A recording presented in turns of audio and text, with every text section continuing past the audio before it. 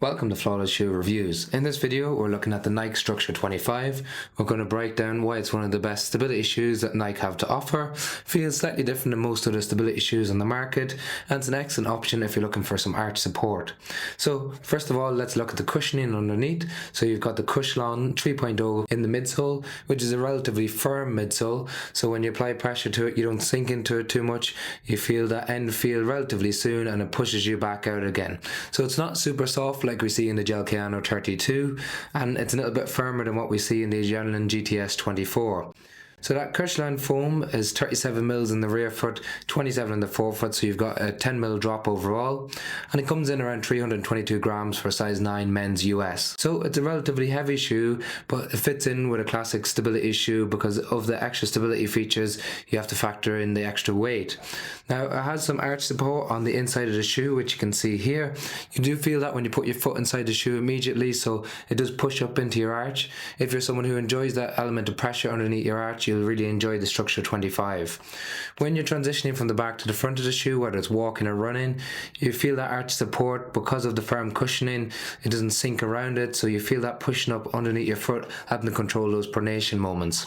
It also has a heel clip that rubs around the back of the shoe.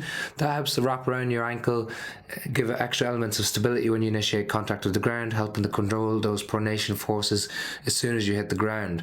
Then as you move forward, you get that arch support to help stabilize your foot, and you've got a broad based support in the forefoot that helps keep your foot centered as you go to push off. So some excellent stability features in the shoe overall.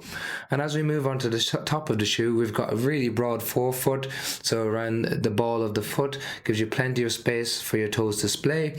It does taper nicely around the top of the foot, so if you have any issues around tapering at the very top, you may not enjoy this, but personally I found there was ample space in here. It's a true to size and length, and it's got plenty of padding in the tongue and it's non-gusseted. It's also got moderate padding around the heel cup, and it's got plenty of flexibility for those of you who have sensitivity around the back of the heel.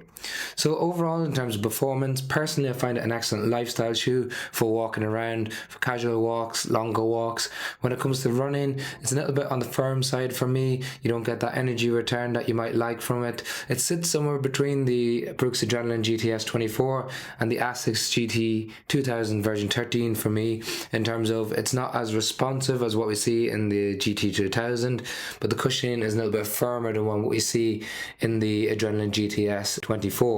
Overall, it's an excellent option if you're looking for firm cushioning, arch support, and plenty of space in the toe box. Apologies for my voice, suffering from a little bit of laryngitis. I hope you found the video helpful. If you've got any questions, drop them in the comment section below. If you want to check out the latest prices, we've got them, a link to them in the description below. Otherwise, liking, sharing, and subscribing makes a massive difference to the channel. Thank you very much for watching.